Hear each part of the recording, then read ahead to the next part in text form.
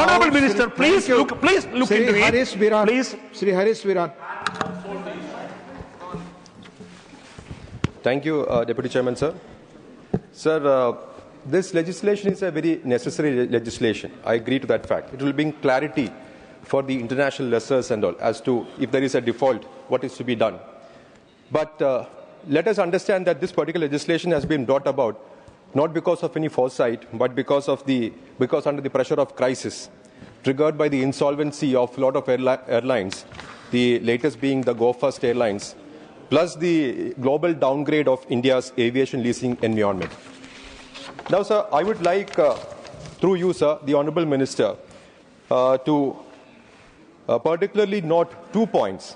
First point is, sir, as per Section 9 of the bill, Section 9 states that in case of an inconsistency between a provision of this Act and any other law for the time being in force, the provisions of this Act shall prevail to the extent of such inconsistency. Now, sir, this bill, in fact, has been brought about because of certain provisions of the IBC, the Insolvency and Bankruptcy Code. Because once there is insolvency and bankruptcy court proceedings, then a moratorium creeps in. And once the moratorium is there, you won't be able to take your machines out. Now, but problem is about the IBC code. There is a provision under the IBC code, Section 238.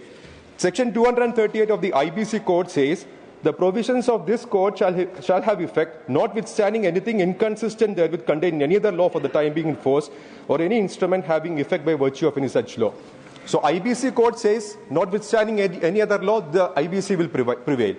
Our law, Section 9 in the present bill, states that notwithstanding any other law, our law will prevail.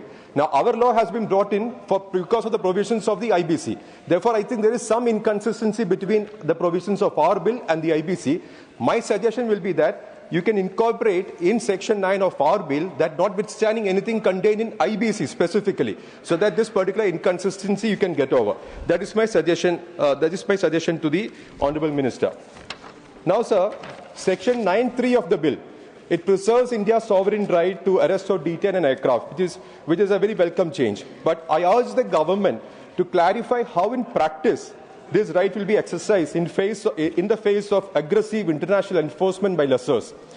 While Indian public sector dues and the claims of airport operators and employees receive equal priority and swift resolution, or will they be left struggling while aircraft are swiftly deregistered and removed from Indian soil?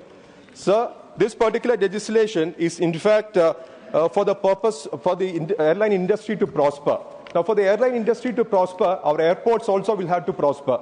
Sir, in Kerala, there are 2 airports. One is the Calicut airport, sir. Now, it is a time for the Hajj pilgrims to go for Hajj. The difference between the Calicut International Airport and Kannur, which is just 80 kilometers, is 40,000 rupees.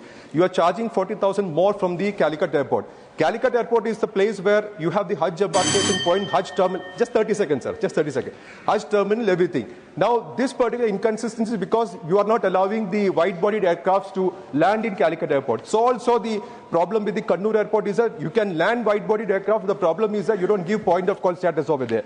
So if you want the airline industry to prosper over there, along with these legislations, I beseech the Honourable Minister through you, sir, that these measures also be taken. Thank you, sir. Thank you.